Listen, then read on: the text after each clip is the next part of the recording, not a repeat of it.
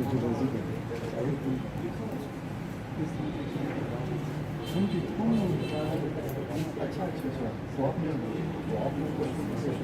कोशिश करते हैं जो लॉ ऑफ सिमिलर है कि बीमारी क्या है, और फिर सेकंड पार्ट उसका ये होता है कि उसका इलाज क्या हो सकता है। तो हनीमन ये लॉ ऑफ सिमिलर में यही कहता है कि जैसी डिजीज़ है ऐसी दवा ढूंढो, तो इसी को लॉ ऑफ सिमिलर कहते हैं। हमारे लेक्चर का जो दूसरा पार्ट है उसमें हम ये देखते हैं कि एक तो असूल इलाज को हम समझने की कोशिश करते हैं, जो ऑर्गेनियन की क्लॉज और ऑर्गेनियन है जो हनीमन की बुक है उसके जो सीक्वेंस से हम अफरोज़म पढ़ रहे हैं कि आपको वो असूल इलाज क्या बताता है। और सेकेंडली हम उस दवा की बात करते हैं, इलाज की बात करते हैं कि उस बीमारी का इलाज क्या हो सकता है होम्योपैथी में। तो आज जो हमारे पास अफरोज़म है वो है 156। इससे पहले कि मैं थैलेसीमिया पे जाऊं, मैं इस अफरोज़म को हम थोड़ा सा डिस्कस करते हैं। वो कहता है कि ऐसी कोई होम्योपैथिक दवा नहीं है जो कि मुनासिब तरीके से चुनी गई हो, ख़ास कर वो नहायत कलील मिक़दार में दी गई हो और वो एहसास और तंग मजाज लोगों में कम से कम एक छोटी और अनोखी अलामत पैदा ना करे। कि ऐसी कोई दवा नहीं है कि जो बॉडी के अंदर तब्दीली पैदा ना करे। हर होम्योपैथिक दवा बॉडी के अंदर तब्दीली पैदा करने की सलाहियत रखती है। कोई नई मामूली अलामत, कोई नई तकरीबन नामुमकिन है कि वो दवा हर मर्ज़ को कुली तौर पर एक दूसरे के अता करें, जैसा कि हम दो आम जाविया और एक ही नाप की मिसालें आपस में कभी नहीं मिलती। लेकिन ये गैर आम फ़र्क इंसानों की अपनी तवानाई से ख़त्म हो जाएगा और ये तब्दीली वो लोग जो एहसास नहीं होते उन्हें महसूस नहीं करते। बहाली आगे बढ़ती रहती है और इसके बावजूद सेहत बहाली की मंजिल की तरफ गामज़ाम रहती है। अगर मरीज़ ज़्यादा अद्वियात के असर से बचा रहे या दवा देने के तरीके में गलती ना हो या ज़्यादा जोश व खरोश ना दिखाया जाए।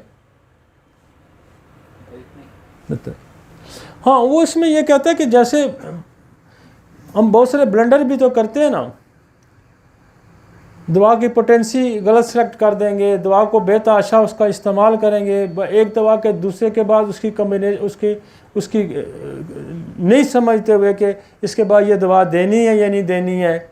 तो अंधाधुंध फायर जो कहते हैं वो फिर बहुत सारी ख़राबियाँ पैदा कर सकते हैं। लिहाजा इसको संभल के आपको तलकीन कर है कि आप एक दवा के बाद दूसरी दवाओं को गट्ठा इस्तेमाल करना, इससे वो आपको कहता है कि इज्तनाब करें। ठीक है, लेकिन वो ये बात कहता है कि ये बात तो अटल है कि हमारी हर दवा बॉडी के अंदर तब्दीली लाने की सलाहियत रखती है। अब आते हैं टॉपिक पे, what is the thalassaemia. Doctor साहबा ने आपको बड़ी डिटेल से समझाया, बहुत अच्छे तरीके से समझाया, लेकिन चूँकि मैं इसको कंक्लूड करना होता है और मैं बहुत ही थोड़ा सा ब्रीफ उस पर आता हूँ ताकि आपको बात को समझ आ जाए, हमें समझ आ जाए कि हमने इसका करना क्या और बेसिक प्रॉब्लम कहाँ है। तो हमने इसको बड़ा शॉर्ट सी डेफिनेशन में हम लेके आए हैं।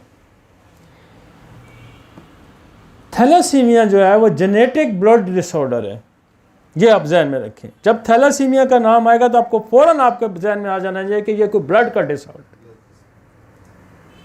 मतलब ये फ़ौरन आपको strike, what is the thalassaemia. Thalassaemia आता है तो आपके जहन में फ़ौरन आ जाना है कि कोई ब्लड की खराबी की बात कर रहा है। रिजल्टिंग इन द म्यूटेशन और deletion of the genes that control global production. ये जीन के अंदर या तो तब्दीली आ गई है या वो जीन जो है वो गायब हो गया है। सेकेंडली आपने ये अप्रोच लेनी है कि इसका ये जेनेटिक डिसऑर्डर है, और जेनेटिक डिसऑर्डर में क्या होता है कि वो जीन जो थैलासीमिया के मर्ज को कंट्रोल करता है, ठीक रखता है या ख़राब करता है, इस ब्लड के अंदर उसके जीन्स में या तो खराबी आ गई है, उसके अंदर मोटेशन आ गई है, या वो जीन ही गायब है, डिलीट हो गया है। पहली बात कि ये ब्लड की कोई डिजीज है, दूसरी बात आपको ये समझनी है कि ये जेनेटिक डिसऑर्डर है। आगे समझ। और तीसरी जो बात आपने याद रखनी है कि अगर आपको और कोई साइंटिफिकली क्वेश्चन करेगा कि ये कौन से जीन की खराबी है, तो आप उसको ये कहेंगे कि ये हमारे दो क्रोमोसोम्स हैं, एक 11 और एक 16, उसके अंदर जो जीन्स हैं उसके अंदर खराबी है। अब आओगी समझ बात। इसको मैंने बहुत ही ब्रीफ, जितना सारा लेक्चर था उसको हमने बहुत ही शॉर्ट करके, ब्रीफ करके इसका एक्सट्रैक्ट निकाल के आपको दिया है कि आप पहले समझेंगे कि ब्लड की खराबी है, दूसरा समझेंगे आपके जीन्स की खराबी है, और अगर और कोई डिटेल आपको थोड़ी बहुत चाहिए तो आप कहें कि ये हमारे क्रोमोसोम जो 2 हैं 11 और 16, ये उसके अंदर जो जीन है उसके अंदर खराबी है, और एक जो जीन है वो हमारा कौन सा है, बीटा, अल्फा और बीटा, ये इन दो के अंदर खराबी है। अब आपने ये बेसिकली एक मैकेनिज्म है। जब आप उस मैकेनिज्म को समझ जाएंगे तो कम से कम आप ये बताने के काबिल हो जाते हैं कि व्हाट इज़ द थैलासीमिया। मेरे ख्याल में आज से पहले आपको ये नहीं पता था कि व्हाट इज़ द थैलासीमिया। आपको इतना ही पता था कि थैलासीमिया एक ऐसा मर्ज है जिसमें ब्लड ट्रांसफ्यूजन होती रहती है। लेकिन आज आपको इस लेक्चर से ये ज़रूर अंदाज़ा होगा क्या कि what is the thalassaemia. Thalassaemia एक ब्लड की डिजीज़ है और थैलासीमिया एक जेनेटिक डिसऑर्डर है। ब्लड की डेफिशिएंसी हो जाना, हीमोग्लोबिन का कम हो जाना बेशुमार अमराज में पाया जाता है, बेशुमार अमराज। मतलब एक बंदे का एक्सीडेंट हो जाता है तो उसको ब्लड लॉस हो जाता है तो उसको भी ब्लड एनीमिया हो जाता है, उसके अंदर भी हीमोग्लोबिन की तादाद कम हो जाती है। कोई और डिजीज़ हो जाती है, कोई फ़र्ज़ करें उसको लिवर सिरोसिस हो जाता है, उसमें होगा, किडनी रीनल फेलियर होता है, उसमें हीमोग्लोबिन गिर जाता है। तो बहुत सारी डिजीज़ हैं। लेकिन जब थैलासीमिया का जिक्र आएगा तो आप ये समझें कि this is a genetic disorders, ये जीन्स की खराबी है और इसमें हीमोग्लोबिन कंट्रोल करने वाला जो जीन है वो ख़राब हो जाता है। इतना सा तो हमें समझ लेना चाहिए, और इतना कह देना ही किसी पढ़े लिखे के लिए काफ़ी होगा कि आपको बात की समझ है। अब हम देखते हैं कि देखना तो ये है कि ये बड़ा मुश्किल है। आपके सामने डॉक्टर साहब कह गई हैं कि ये इलाज बड़ा मुश्किल है, ये इलाज नहीं होता, और जो बोन मैरो ट्रांसप्लांट है वो भी होता है कुछ लोगों में, लेकिन वो भी इतना सक्सेसफुल नहीं है। लेकिन होम्योपैथिक साइंस है, क्योंकि हमने बेशुमार माजूर बच्चों पे काम किया, हमने बहुत सारे जेनेटिक डिसऑर्डर्स पे काम किया। जैसे मैंने आप पीछे हमने मस्कुलर डिस्ट्रॉफी पे बात किया, वो भी जेनेटिक डिसऑर्डर था। उससे पहले हमने MPS पे बात की, म्यूकोपॉलीसैकेराइडोसिस पे बात की, वो भी जेनेटिक डिसऑर्डर था। तो ये जितने जेनेटिक डिसऑर्डर हैं इस पर मैंने बहुत काम किया हुआ है, और मैं आपको थोड़ी सी कोशिश करूँगा समझाने की कि ये जीन ख़राब क्यों हो जाता है और इस जीन को हम ठीक कैसे कर सकते हैं। लाएं जाके हमने आपको मेडिसिन बहुत सारी दी हैं जो थैलासीमिया में काम आएंगी, लेकिन उससे पहले हम इस जीन की खराबी को, इस क्रोमोसोम पे जीन की डिलीशंस को, इसकी की मोटेशन को समझने की कोशिश करेंगे। वो ये है कि कोई भी मियाज़मेटिक डिजीज अगर होती है, कोई भी मियाज़मेटिक डिजीज, मसलन सिफिलिस है, साइकोसिस है, ट्यूबरक्लोसिस है, या एनी कॉम्प्लिकेशन ऑफ बैक्टीरिया, किसी भी बैक्टीरिया की कोई कॉम्प्लिकेशन है वो 25-30 साल तक चली जाती है, तो वो फिर जाके इस जीन को ख़राब कर सकता है। एक्वायर्ड डिजीज़ कोई भी है, मसलन आपको गनोरिया हो जाता है, आपको सिफिलिस हो जाता है, आपको TB हो जाती है, आपको H. pylori हो जाता है, आपको क्लेमेडिया का इन्फेक्शन हो जाता है, आपको सूडोमोनास का इन्फेक्शन हो जाता है, आपको इस तरह इकोलाई हो जाता है। तो ये 20, 25, 30 साल अगर वो परसिस्ट करता है और वो अगर ठीक नहीं होता और उसकी कॉम्प्लिकेशन जो आती है वो जाकर डीएनए में एक्सेस लेता है। एक बात अक्वायर, लेकिन इनहेरिट अगर ये डिजीजेस किसी के अंदर पाई जाती हैं, इनहेरिट, उसके वालिदैन को थी, उसके दादा को थी, उसके वालिद को थी, उसकी माँ को थी, उसकी नानी को थी, तो फिर ये पैदा होने के साथ ही फीटस के अंदर ही ये कॉम्प्लिकेशन आ गई होती है। ये जीन एब्सेंट हो सकता है, ये जीन डिलीट हो सकता है, ये आपने जहन में रखना है। और ये अभी तक किसी और साइंस ने इस पे काम नहीं किया। हमने ये सिर्फ थ्योरेटिकली काम नहीं किया, हमने इस पे प्रैक्टिकल काम किया और इससे हमने रिजल्ट लिए। इसी बेस पे काम करके हमने इससे रिजल्ट लिए। उस रिजल्ट के ज़रिए में हमारे पास जो 15-16 हज़ार बच्चा है, या हमारे पास इस वक्त जो कैंसर के पेशेंट हैं, वो इसी थ्योरी पे काम कर रहे हैं, वो इसी फिलोसफी पे हमने उस पर काम किया है। आज हमारे पास जो कैंसर ठीक हो रहा है तो उसकी भी यही थ्योरी है, यही फिलोसफी है, और उसी पे हमने उस पर प्रैक्टिस पे जब हम आए हैं तो हमारे वो रिजल्ट है।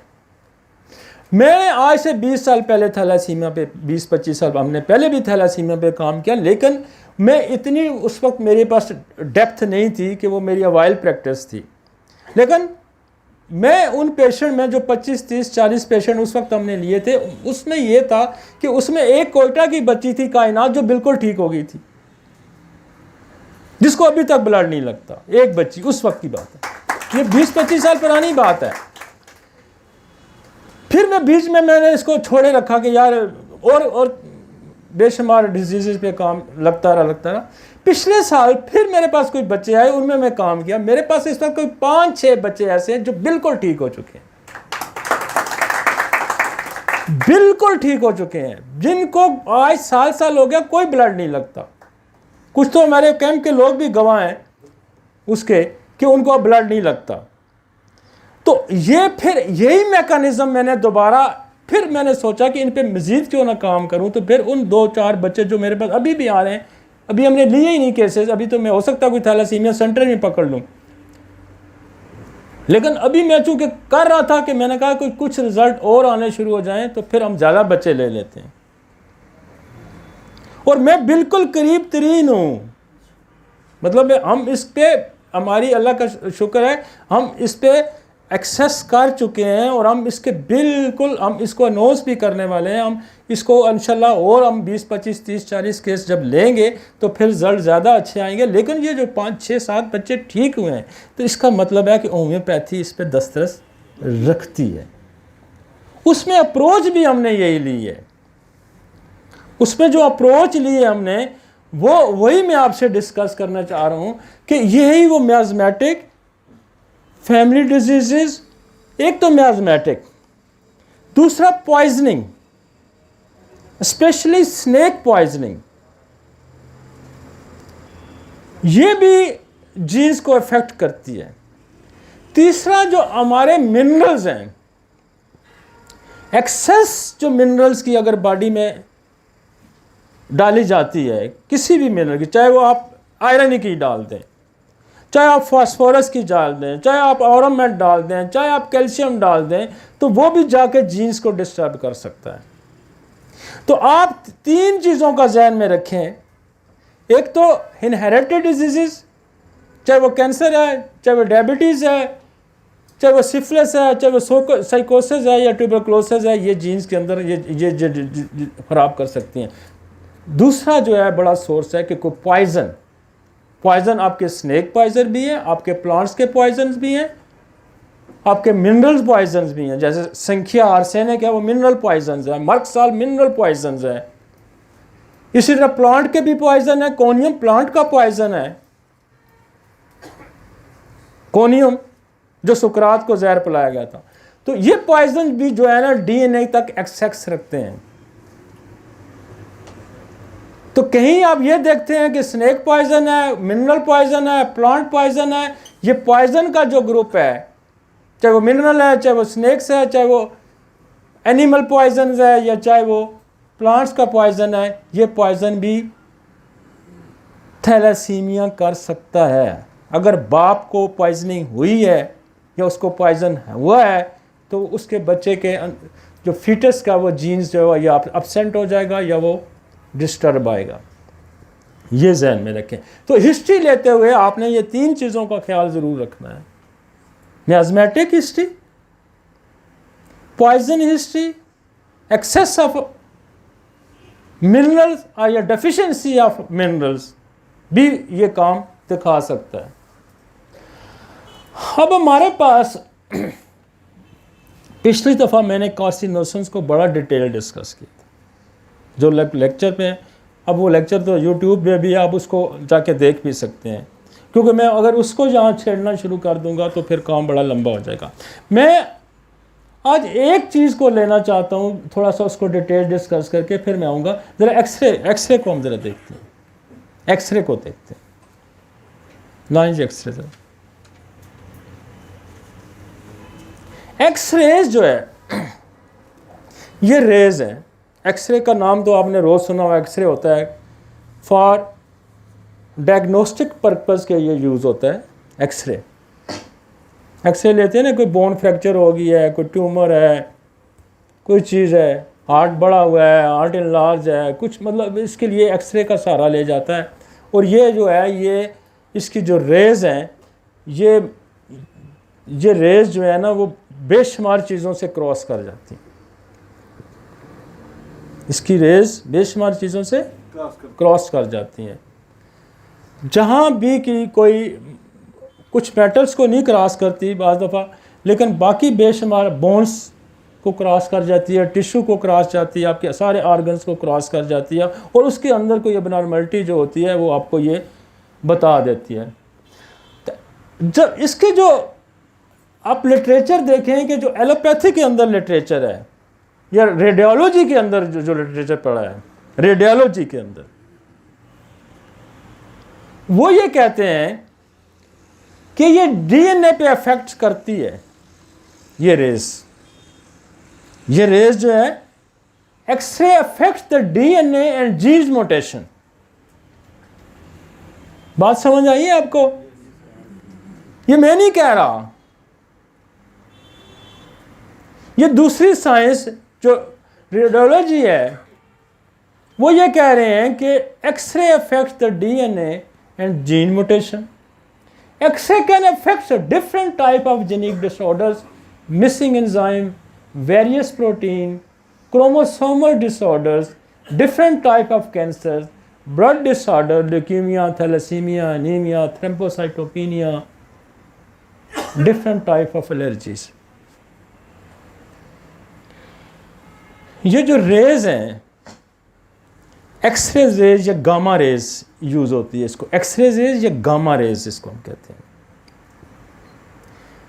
एक्स रेज इसलिए कहा जाता है कि जिस बंदे ने इसको पहली दफ़ा पकड़ा है वो उसने इसका एक्स, उसको समझ नहीं लगी थी कि रेज कौन सी रेज है, तो उसने इसको एक्स रेज का नाम दे दिया। तो X rays affect the DNA.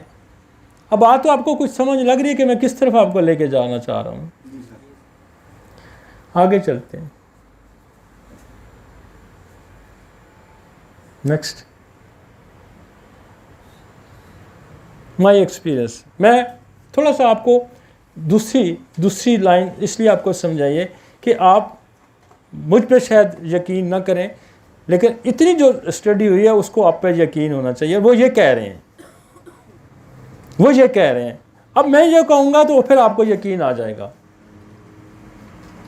आप नेट पे जाएं, आप साइड इफेक्ट एक्सरे के पढ़ें, जो ऊपर मैंने लिखा वो उस पर लिखा आपको मिलेगा।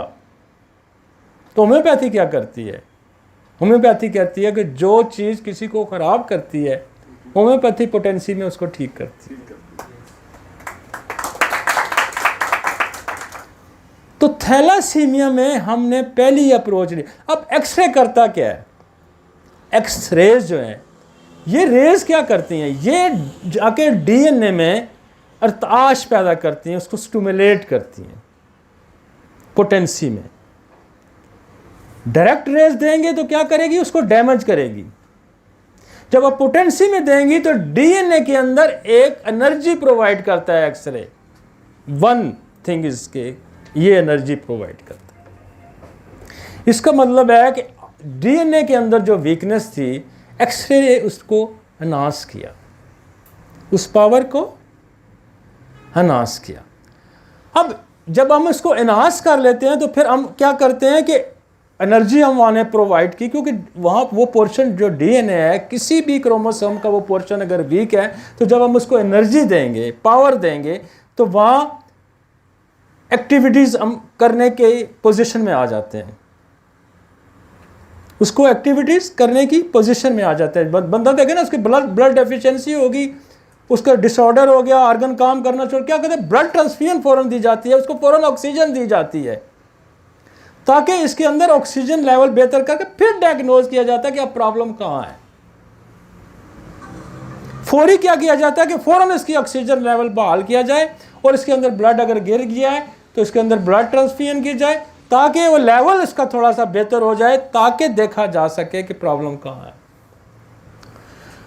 जब हम एक्सरे दे के ये लेवल इंक्रीज कर देते हैं तो फिर फौरन हम ये करते हैं, हमें कुछ पता नहीं कि क्या प्रॉब्लम है। अगर इनहेरिट प्रॉब्लम कोई आई हुई है तो हम कार्सिनोसर दे के उसके अंदर मियाज़मेटिक जो चेंजेस हैं उसको हम रिमूव करते हैं वहाँ से, जीन से। पहला काम हमने किया कि उसको एनर्जी सप्लाई की। सेकंड काम क्या किया कि हमने उससे मियाज़मेटिक कंडीशंस को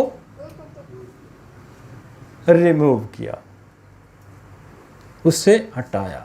जब उससे हम हटाते हैं तो जीन एक्टिवेट हो जाता है। और एक्सरे का काम यह है कि जो मिसिंग जीन है, जो जिस जीन्स के ऊपर म्यूटेशन आ गई है, ये उसको ठीक करने की सलाहियत रखता है। ठीक करने की सलाहियत इसलिए रखता है कि आप खुद कह रहे हैं कि ये डीएनए को करप्ट करता है। तो मेरी साइंस ये कहती है कि जो चीज किसी को खराब करती है वही चीज उसको ठीक भी करती है। मेडिसिन की डेफिनेशन यही है कि हम मेडिसिन उसको कहते हैं कि जो चीजों को नॉर्मल से अबनॉर्मल कर दे और अबनॉर्मल से नॉर्मल कर दे, दैट्स कॉल्ड द मेडिसिन। तो एक्सरे ने क्या किया कि उस जीन को जाके खराब कर दिया, और फिर हमने जब दिया तो फिर उसने उस जीन को ठीक भी कर दिया। Opposite, every action has equal and opposite reaction. बात समझ आ रही है आपको? yes, तो हमने क्या किया कि वहां जीन को स्टिमुलेट किया, डीएनए के अंदर पावर प्रोवाइड की। ये लॉ ऑफ नेचर है। ये जितनी रेज इंसान की ज़िंदगी अगर देखें, जितने भी जानदार हैं उनकी ज़िंदगी सूरज की रोशनी से वाबस्ता है। और ये जो रेज एक्सरेज है, ये भी उसका एक हिस्सा है, पार्ट है। उसमें और भी रेज है, जैसे हम सोल में मैं डिस्कस कर चुका हूँ, उसमें और भी रेज हैं। अगर ये रेज ना हो तो इंसान जिंदा नहीं रह सकता, कोई जानदार जिंदा नहीं रह सकता। लिहाजा इन रेज का असर जो है वो डीएनए तक है, बाय नेचर है, बाय नेचर है। उन प्रॉब्लम यहां ये है कि जो दूसरी साइंसेज हैं वो सिर्फ इसके नुकसानात तक पहुंची हैं, लेकिन होम्योपैथी जो है इसके फायदे तक पहुंची है। फायदे तक इसलिए पहुंची है कि हम ये कहते हैं कि दवा के दो फंक्शंस हैं, एक उसका प्राइमरी फंक्शन है, एक उसका सेकेंडरी फंक्शन है। प्राइमरी फंक्शन एक्सरेज का क्या है कि वो आपके डीएनए को डैमेज कर रहा है। सेकेंडरी फंक्शन इसके बिल्कुल उलट है। सेकेंडरी फंक्शन इसी तरह जैसे आप जमाल कोटा पिलाते हैं क्रूड फार्म में तो उसको मोशन शुरू हो जाते हैं, वही क्रोटोटिक जब आप 1 ml देते हैं तो मोशन रोक देता है।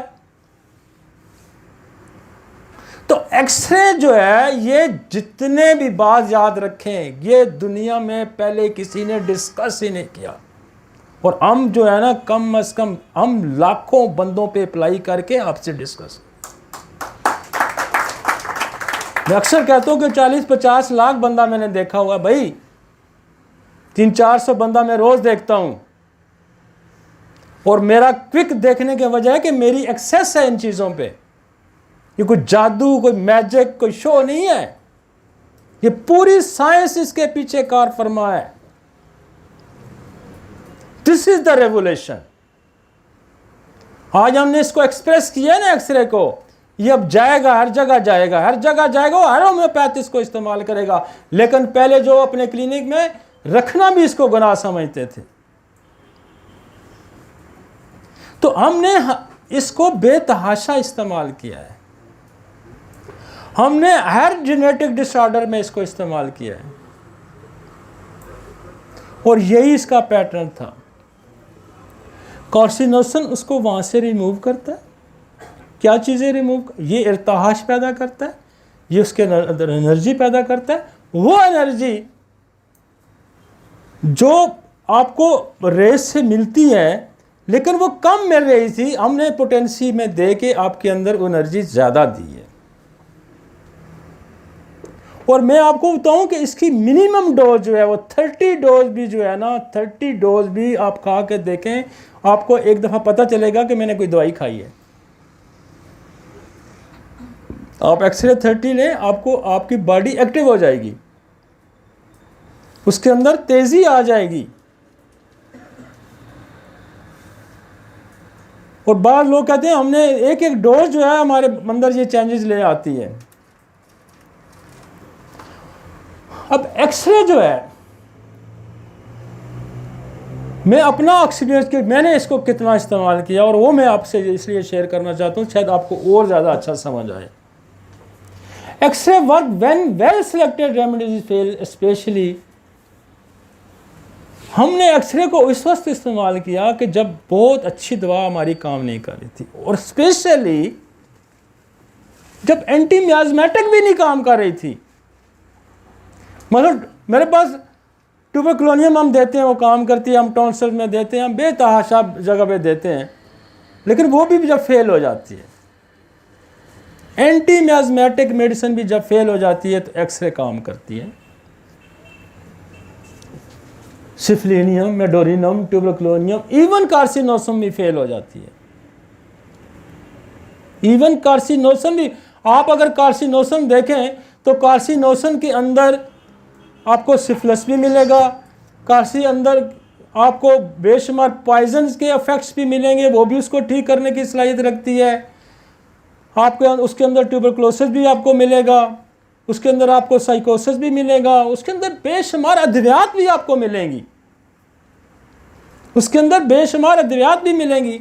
मतलब साइना कीड़े निकालती है, कार्सिनोसन भी कीड़े निकालती है। मसलन मेडोरिनम का बच्चा नीचेस्ट पोजीशन में सोता है, कार्सिनोसन का बच्चा भी नीचेस्ट पोजीशन में सोता है। तो बेशुमार चीज़ें जो हैं वो किसी दवाई में जो पाई जाती हैं, वो कार्सिनोसन में भी पाई जाती हैं। तो वो ये कहता है कि जहाँ ये दवाइयाँ भी फेल हो जाएं, फिर एक्सरे जो है वो एक्सीलेंट वर्क करता है। X-ray help in autoimmune diseases. Autoimmune diseases जो है वो दुनिया में नाकाबिले इलाज समझी जाती हैं। Basically autoimmune disease reverse section the DNA शुरू हो जाता है, कि वो जो अंदर से फोटोकॉपी बन के आनी होती है वो उल्ट बननी शुरू हो जाती है। जो डीएनए प्रोग्राम देता है वो प्रोग्राम अंदर से उल्ट शुरू हो जाता है, और वो साइटोप्लाज्मा में उल्ट फंक्शन शुरू कर देता है, लिहाजा आपके अपने ही सेल को वो खाना शुरू करता है। This is autoimmune disease. तो एक्सरे क्या करता है कि उसकी करेक्शन कर देता है, और ये ऑटोइम्यून डिजीज ठीक करने की भी सलाहियत रखता है। ऑर्गन फेलियर, जिस्म का कोई अज़ा काम करना छोड़ दे तो एक्सरे काम करता है। ये मेरा एक्सपीरियंस है, जहां ऑर्गन फेलियर हुआ है वहां भी हमने एक्सरे का इस्तेमाल किया। ग्लैंडुलर फेलियर, मसलन एप्थैलेमस काम नहीं कर रहा, मसलन पिट्यूटरी ग्लैंड काम नहीं कर रहा, आपका थायराइड ग्लैंड काम नहीं कर रहा, हम बेतहाशा हमने जो है ना TSH लेवल जिनका 200, 400, 800 था, हमने उसको एक्सरे दे के ठीक किया। जिन फीमेल्स के मेंसेस नहीं आते, एब्सेंट मेंसेस होते हैं, आते ही नहीं हैं, एक्सरे उनको ले आता है। इसका मतलब क्या है कि वो पीछे जाके जीन्स में वो प्रोग्राम को ही ठीक कर देता है। एप्थैलमस पे काम करता है, पिट्यूटरी पे काम करता है, ओवरीज पे काम करता है। एट्रोफाइड ओवरीज जो है, जो स्मॉल साइज ऑफ ओवरीज, बेतहाशा हमने ठीक की एक्सरे से। बांझपन ये ठीक करता है, चाहे वो फीमेल्स का हो चाहे मेल का हो। तो ग्लैंडुलर फेलियर, किसी भी ग्लैंड्स का नाकारा हो जाना, किसी भी टिश्यू का नाकारा हो जाना, स्किन डिसऑर्डर, जब मैं कहीं भी मेरे पास सोराइसिस, अल्लाह का शुक्र है बहुत अच्छा ठीक होता है, लेकिन हम देखते हैं मेरा सोराइसिस का फंक्शन जब रुक जाता है, नहीं ठीक होता, तो हम एक्सरे की एक डोज लेते फिर स्टिमुलेट हो जाता है।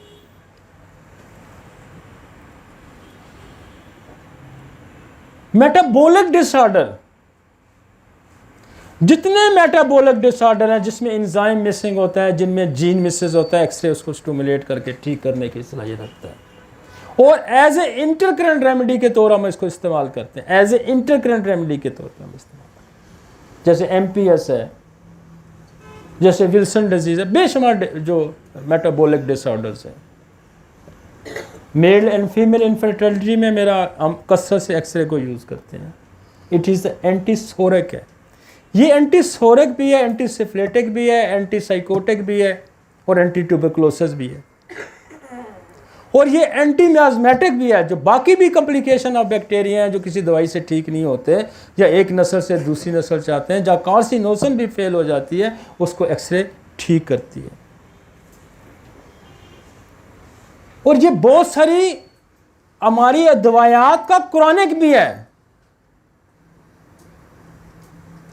मतलब सल्फर का क्रॉनिक क्या है? सोराइनम है, सल्फर का सोराइनम, और सोराइनम का क्रॉनिक क्या है? कार्सिनोसन है। कार्सिनोसन का क्रॉनिक क्या है? एक्सरे है। ट्यूबरकुलोनियम का क्रॉनिक क्या है? कार्सिनोसन है। फिर कार्सिनोसन का क्रॉनिक क्या है? एक्सरे है। इसी तरह थूजा साइकोसिस है, थूजा का क्रॉनिक क्या है? मेडोरिनम है। मेडोरिनम का क्रॉनिक क्या है? कार्सिनोसन है। कार्सिनोसन का क्रॉनिक क्या है? एक्सरे है। इसी तरह सिफिलिस, मर्कसाल, सिफिलिस का वो कहते हैं किंग ऑफ द सिफिलिस मर्कसाल। मर्कसाल का क्रॉनिक क्या है? सिफिलिनियम। सिफिलिनियम का क्रॉनिक क्या है? कार्सिनोसन। कार्सिनोसन का क्रॉनिक क्या है? एक्सरे। तो ये जितनी शाखें हैं ये जाके कहां? और एक्सरे का क्रॉनिक क्या है? सोल। तो ये ब्रांचेस आपको जहां से चल के आती हैं तो कहां? और बेसिकली क्या है? X-ray the soul of the life. Line of the line किसके पास है? वो सूरज के पास। और ये सूरज क्यों ये खुदा ने यहां फिक्स किया? उसके सूरज के बाद तो फिर अल्लाह की ज़ात है। तो ये सूरज खुदा ने सोर्स बनाया जिंदगी का। सूरज खुदा ने सोर्स बनाया जिंदगी का, और बाकी सारी चीजें इन रेस के ताबे हैं। और ये रेस जो है हमारे सारा जो प्रोसेस है डीएनए का, इसको चलाने का सोर्स है। डीएनए के अंदर बहुत सारी चीजें खराबियां पैदा करने का सोर्स है। मतलब सिफिलिस डीएनए को खराब कर सकता है, पॉइजन डीएनए को खराब कर सकता है, मियाज़मेटिक बाकी जो मियाज़म्स हैं वो डीएनए को खराब कर सकते हैं। लेकिन डीएनए की जो जिंदगी है वो इन रेस के जिम्मे है। डीएनए की जो लाइफ है ना वो इन रेस के जिम्मे है। मसलन आप खाना खाते हैं, आप पानी पीते हैं, आप ऑक्सीजन, ये आपकी ज़िंदगी का ज़रिया है। लेकिन डीएनए की ज़िंदगी का ज़रिया ये रेस है, ये ज़हन में रखें। आपकी आर्गन की ज़िंदगी का ज़रिया मेटाबॉलिक सिस्टम, जो सारा सर्कुलेशन है, जो मिनरल्स का, एंजाइम का तालमेल है, वो जब आप खाना खाते हैं उसके अंदर मिनरल्स होते हैं। ये सारा जो आपके मिनरल्स सारा है, ये उस डाइट का सोर्स है कि आप विटामिन डी उससे ले रहे हैं, आप विटामिन बी उससे ले रहे हैं, आप ई ले रहे हैं, आप सी ले रहे हैं, आप जो भी विटामिन ले आप तो वो सोर्स आपकी आर्गन की ज़िंदगी का है। लेकिन ये रेज जो हैं ये जीन्स और डीएनए की ज़िंदगी का सोर्स है। ये बहुत डेप्थ है और इस पे काम नहीं हुआ, इस पे बात नहीं हुई, इस पे बात आज तक नहीं हुई, इसको किसी ने नहीं समझा। और चूंकि हम क्रोनिक डिजीज़ को डील करते हैं, हमारे पास जेनेटिक डिसऑर्डर्स की डिजीज़ हैं, लिहाजा वो जो बच्चे थैलासीमिया के जो ठीक हुए हैं वो इसी फिलॉसफी पे ठीक हुए हैं, इसी मंतक और लाजक पे ठीक हुए हैं। और ये मंतक और लाजक गलत हो ही नहीं सकती कि मैं नहीं कह रहा। दूसरी साइंसेस इस बात को तस्लीम कर रही हैं कि ये रेज ये खराबियां पैदा करती हैं। तो मेरा असूल इलाज जो है वो ये कहता है कि जो चीज़ किसी को ख़राब करती है वही ठीक उसको ठीक भी करती है। वही स्नेक पॉइजन जो क्रोटोलस है वो प्लेटलेट्स को ख़त्म करता है और इंसान की डेथ करता है। और हमने ये डंगी में 2 दिन में हम प्लेटलेट्स नॉर्मल करते हैं। 2 दिन, ज़्यादा टाइम में नहीं लेता, 2 दिन, सिर्फ 2 डेज। तो मैंने तो आज से 3-4 साल पहले हमने तो पब्लिश किया था क्रोटोलस को, मेरा अखबार में इंटरव्यू छपा हुआ है, मैंने टीवी पे जाके मेरा टीवी पे इंटरव्यू है इस पे। और हम तो 2-3 दिन के अंदर प्लेटलेट्स को नॉर्मलाइज करते हैं। तो इसका मतलब है कि हमने काम किया हुआ है, हम कोई फिलोसफी की बात नहीं की। होम्योपैथिक बहुत बड़ी साइंस है और असल में इसके पीछे ये हत्थे चढ़ी हुई है नाड़ियों के, और इसके नाड़ियों के हत्थे चढ़ी हुई भी ये सर्वाइव कर रही है। और इसकी मुखालफत भी इतनी है, दुनिया के जितने ये जो आपके बाकी माफियाज हैं वो इसके पीछे पड़े हुए हैं। और इसीलिए मैं बात करता रहता हूं कि आप साइंस की ज़बान में बात करें। जब आप साइंस की ज़बान की बात करेंगे तो लोग आप समझेंगे कि इनके पास कोई साइंटिफिक अप्रोच है। जब आप साइंस की ज़बान में नहीं बात करेंगे, आप कहेंगे हम सिम्टोमेटोलॉजी के लिए इलाज करते हैं, तो लोग आपकी बात को नहीं सुनेंगे, वो नहीं समझेंगे। आप उसको कहें एक्सरे उठा के देख ना, ये तू खुद कह रहा है कि ये क्या क्या खराबी करती है। और ये मेरा उसूल है इलाज का कि मैं ये कहता हूं कि मैं जमाल कोटा जब आप खाएं, मेरे सामने खाएं जमाल कोटा, आपको मोशन लगेंगे। और फिर मैं क्रोटोल्टिंग 1 में तुम्हें दूंगा तो तुम्हारे मोशन रुकेंगे। इस तरह से साबित करें उसको। तो फिर लोग तस्लीम करेंगे आपकी बात को। आप तो कहते हैं मैं तो सिम्टम की इलाज करता हूं, मैं तो ना बैक्टीरियोलॉजी को समझता हूं, तो ना मैं एक्सरेज को समझता हूं, ना मैं अल्ट्रावायलेट रेज को समझता हूं, मैं तो सिम्टम की बात करता हूं। फिर आपकी बात कौन सुनेगा? तो आपको साइंस की ज़बान ही अगर नहीं आती तो आपकी बात कौन समझेगा? आप बात करें साइंस की ज़बान में बात करें, आप बात करें कानून के दायरे के अंदर रह के बात करें। फिर आपको लोग कहेंगे ये सिविलाइज है, ये कानून को भी मानता है, ये आइन को भी मानता है, कायदे को भी। जब आप डंडा उठा के किसी के सर पे मारेंगे तो कहते हैं, मैं पीछे इंग्लैंड में गया हूँ, मुझे बड़ी हैरत हुई, तो वो कहते हैं हमारे घर कोई बंदा चोरी करना आए ना, हम उसको मार नहीं सकते। मैं क्या क्यों? हम तो मारते हैं उसको। कहते हैं हम नहीं मार करते, वो स्टेट कहती है कि तुम्हारी चोरी का जो नुकसान होगा उसकी हम जिम्मेदार हैं, इसकी ज़िंदगी को कोई ख़तरा होगा ना तो उसका तू जिम्मेदार है। लिहाजा अगर चोरी चीज़ उठा के लेके जा रहा है तो इसको जाने दे, इस पे तू फायर नहीं कर सकता, इसको तू मार नहीं सकता, तुम्हारा नुकसान स्टेट भरेगी, लेकिन ये ज़िंदगी का अगर ज़िया होगा तो उसका जुर्म का जिम्मेदार तू है। बात आपको समझ आई? तो बात वो करें जो साइंसी अंदाज में समझी जाए, और उसके लिए ज़रूरी है फिर इल्म का असूल। फिर जो पैथोलॉजिस्ट हैं उनकी बात को समझें, जो फिजियोलॉजी वाला बात करता है उसकी बात को समझें, जो एनाटॉमी की बात करता है उसकी बात को समझें। जब आपको इंसानी जिस्म की साख्त का ही नहीं पता, आपको पता ही नहीं दिल किधर को क्या है, आपको पता ही नहीं दिल का फंक्शन क्या है, यार आपको पता ही नहीं, जब दिल का नॉर्मल फंक्शन खराब होगा तो पैथोलॉजी, आपको उसको पता ही नहीं है। तो आप कहते हैं मैं डॉक्टर हूं, मैं तो सिम्टम को जानता हूं।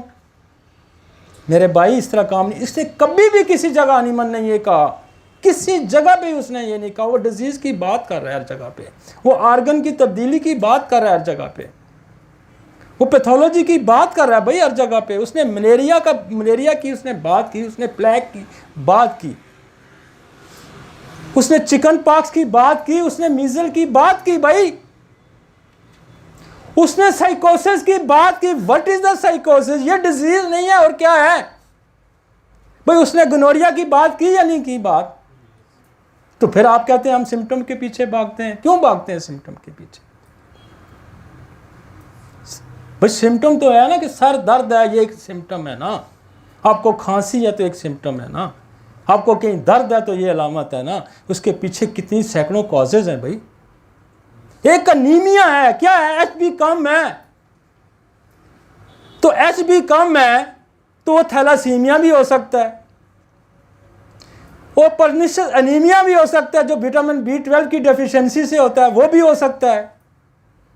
वो ब्लड लॉस की वजह से भी एनीमिया हो सकता है।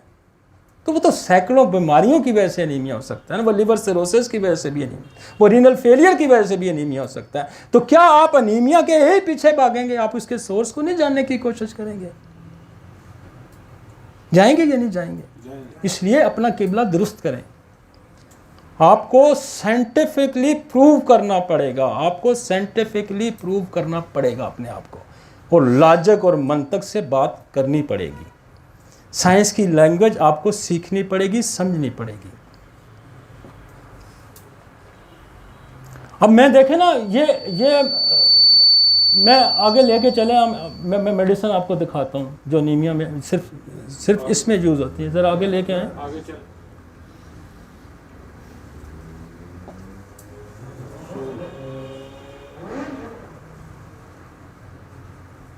आगे नहीं तो दवाइयाँ हमने किधर लिखी हुई है? पीछे चलो, पीछे चलो, इससे पीछे और पीछे। ये अब देखें, हमने एक्सरे पे बात की, हमने सोल पे बात की, हमने कार्सिनोसिस पे बात की।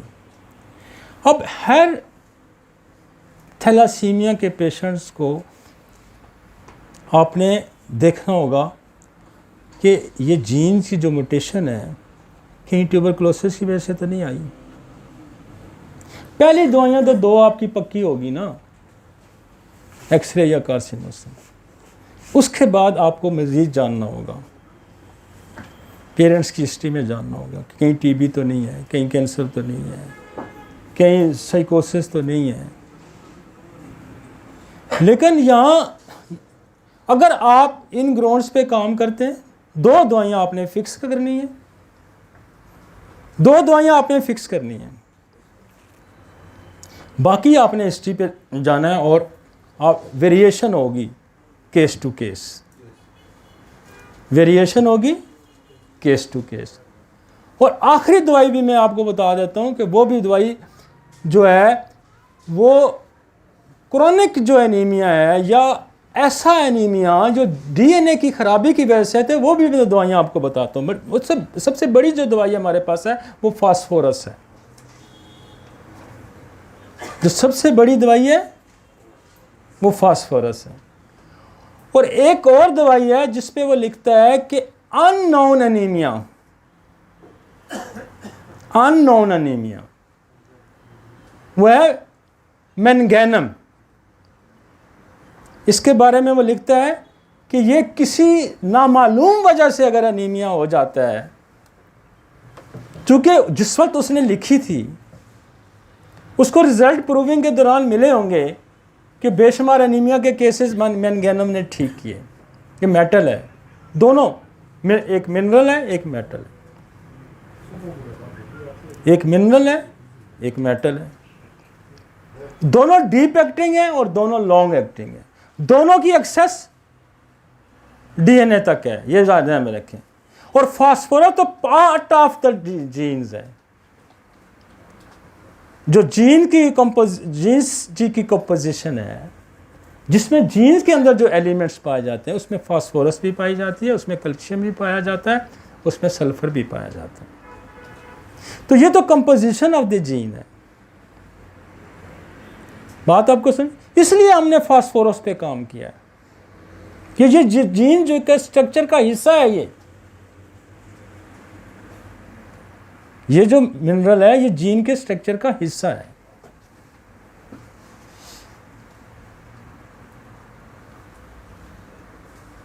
ये तो हमने मियाज़मेटिक डाली हैं दवाइयाँ। ऑरोमेट जो है इसको हमने इसलिए यूज़ किया और इसलिए यहाँ इसको डाला हुआ है कि ये बेसिकली कमांड रखता है मिनरल्स पे। मिनरल्स की जो डिरेंजमेंट है उसको कंट्रोल करता है। मिनरल की डिरेंज, कहीं मिनरल कम हो गया, कहीं मिनरल ज़्यादा हो गया, उसकी डिरेंजमेंट को ये ठीक करेगा। अब हमारे पास एक और दवाई है वनेडियम। वनेडियम हीमोग्लोबिन की मिकदार को बढ़ाती है और वनेडियम हम सांस में भी इस्तेमाल करते हैं जहाँ ब्रीदिंग डिफ़िकल्टी आ जाती है। तो ये ऑक्सीजन की खपत को भी बढ़ाती है। ऑक्सीजन की खपत कब बढ़ेगी? जब हीमोग्लोबिन बढ़ेगी। हीमोग्लोबिन का क्या रोल है कि ये लंग्स से ऑक्सीजन जो है कैरी करके आपकी बॉडी के अंदर लेके जाती है। जैसे हार्ट का क्या रोल है? ब्लड सप्लाई करता है, साफ खून बॉडी को देगा, गंदा खून बॉडी से वापस लाएगा, ये हार्ट का रोल है। फेफड़ों का क्या रोल है? ऑक्सीजन साथ शामिल करके गंदे खून के अंदर वो साफ करके वापस दिल को देगा और फिर वो सप्लाई। हीमोग्लोबिन का क्या रोल है कि वो आपको कैरी करेगा। इसी से सेलेनियम का रोल है कि डीऑक्सीडेशन। तो मुख्तलिफ मिनरल का रोल है। नर्व कंडक्टर है, एक नर्व से दूसरे नर्व तक जो मैसेज जाता है वो थ्रू पोटाशियम जाता है। तो इस तरह जितने सोडियम है, पोटाशियम है, कैल्शियम है, इनके सारों के रोल्स हैं। तो फास्फोरस को मैंने कहा कि ये जीन का स्ट्रक्चर का पार्ट है और ये जो है प्रोटीन की मैन्युफैक्चरिंग में ये बहुत आम रोल अदा करता है। लिहाजा फास्फोरस जो है वो डीएनए तक एक्सेस भी रखता है और ये एनीमिया की बड़ी दवाइयों में भी इसका शुमार होता है। इसी तरह वेनेडियम और इसी तरह एक और दवाई है लेसिथीन। लेसिथीन ये अंडे की जर्दी से भी बनती है और इसका दूसरा सोर्स भी है। ये भी एनीमिया को ठीक करती है और चूंकि ये बहुत ही डीप एक्टिंग मेडिसिन है, ये जो मैंने डाली है ना, ये सारी डीप एक्टिंग मेडिसिन हैं। इसमें मैंगैनम, फास्फोरस, वनेडियम, लेसिथीन। अब दो दवाइयां मैंने और डाली हैं, वैसे मैंने चाइना डाली है और सियानोथिस डाली है। बहुत इसका आम रोल है चाइना का और सियानोथिस का। मुझे कभी भी नाकामी नहीं हुई आज तक तिल्ली के बढ़ने में। अगर आप सियानोथिस को जानते हैं, आपकी अगर सियानोथिस से वाकफियत है, तो ये एक ऐसी दवाई है कि जो कभी भी आपका साथ नहीं छोड़ती। इसको पल्ले बांध रखें। जहां स्प्लीन इनलार्जमेंट आ जाती है, आप सियानोथिस आपको इस तरह रिजल्ट देगी कि जिस तरह कोई बंदा झूठ बोल दे। और दूसरी बड़ी दवाई जो है वो एनीमिया की भी बड़ी दवाई है और वो तिल्ली बढ़ने की भी बड़ी दवाई है, वो है चाइना। और चाइना सियानोथिस के साथ मिलकर भी बड़ा अच्छा काम करती है, एक दूसरे के साथ इसका। तो जहां तिल्ली बड़ी होगी, चाहे वो कैंसर की वजह से बड़ी, बेसिकली जहां आरबीसीज की, वहां जो ग्रेव यार्ड कहते हैं ना, उसको एक बड़ा खूबसूरत मैकेनिज्म उसने समझाया है आपको कि वहाँ से जो सेल गुजरते हैं, जब उनके अंदर से लचक ख़त्म हो जाती है तो वो उस टनल से गुजर नहीं सकता, वो ब्रेक होता है और वो डिपॉजिट हो जाता है। और वहाँ से डिपॉजिट होकर वो लाला ज़्यादा होने का प्रोसेस जो है, वो तिल्ली अगर कमज़ोर हो गई है तो उसने नहीं करना। तो सियानोथिस मैंने कैंसर के मरीजों में, ल्यूकीमिया में, थैलेसीमिया में ये ठीक करती है तिल्ली को, जिसको आप दवाई इग्नोरेबल दवाई है, इसको इग्नोर किया गया हुआ है, लोग इसको नहीं जानते, लेकिन इसका एक पूरा मैकेनिज्म है सियानोथिस का।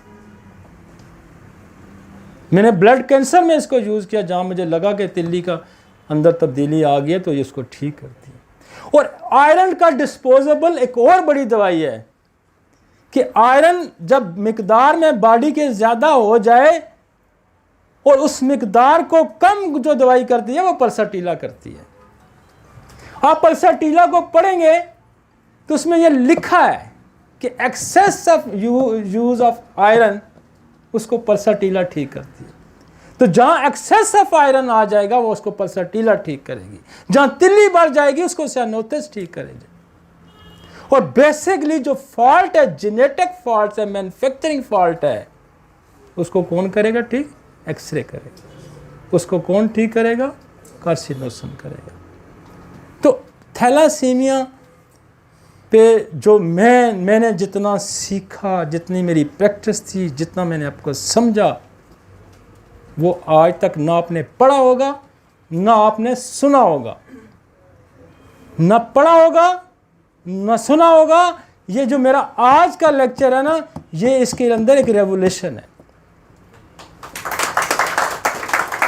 और इसके बाद मेरी बरसों की मेहनत है, बरसों की स्ट्रगल है, और ये मैकेनिज्म पूरा हमने इसको यहाँ आपको बना के दिया है कि यहाँ आपको किसी को समझाने में कहीं गलती नहीं लगेगी। एक एक दवाई जो है वो उसका निचोड़ निकला हुआ है यहाँ पे। और फेरम की जितनी फैमिली है, चाहे वो फेरम मेट है, चाहे वो फेरम फॉस है, चाहे फेरम आर, ये तीनों जो है ना वो ब्लड एनीमिया में इस्तेमाल होती हैं। तीनों हम कंट्रोल करते रहे फेरम आर से शुरू के प्रैक्टिस में। थैलासीमिया के मरीजों को ब्लड 30 की जगह 40 दिन पे 2-2 महीने तक भी हम लेके जाते रहे, लेकिन चूंकि हम उस वक्त ये नहीं समझे थे, हम उस वक्त ये मैकेनिज्म नहीं समझे थे जेनेटिक्स वाला, लिहाजा हमें उस तरह की कामयाबी हासिल नहीं हुई। अब हम इसको समझे हैं जाके, अब हम इसको जाके समझे हैं कि बेसिकली ख़राबी कहाँ है। इसीलिए मैंने ये लेक्चर जो उनसे अरेंज कराया कि आप उस मैकेनिज्म को समझें कि कहाँ क्रोमोसोम 11 पे फॉल्ट है। हमने मस्कुलर डिस्ट्रॉफी में क्या कहा था कि एक्स लिंक्स पे फॉल्ट है। मस्कुलर डिस्ट्रॉफी में हमने क्या कहा था? एक्स लिंक्स पे फॉल्ट है। और इस पे हमने कहा क्या कि क्रोमोसोम 11 पे फॉल्ट है और क्रोमोसोम 16 पे फॉल्ट है। तो हमने ये समझा कि फॉल्ट हमारा कहाँ पे है, मैकेनिज्म फॉल्ट का क्या है, और उस फॉल्ट को लॉजिकली मेंटली ठीक करने वाली दवाइयां कौन सी हैं। इसमें देखें मैंने अब इसमें एक दवाई रेपर्टरी में सिर्फ एक दवाई लिखी हुई है। किस रेपर्टरी में? सिंथेसिस में। थैलासीमिया का चैप्टर ही कोई नहीं है, काम ही किसी ने नहीं किया हुआ। ना कैंट में है, ना बोरक में है, ना मर्फी में है। सिर्फ सिंथेसिस में एक दवाई लिखी हुई है, वो है कैडमियम मेट। और कैडमियम मेट क्यों लिखी गई है? कैडमियम मेट इसलिए लिखी गई है कि कैडमियम एंटीडोट है एक्सरे का। आई समझ? एंटीडोट है एक्सरे का।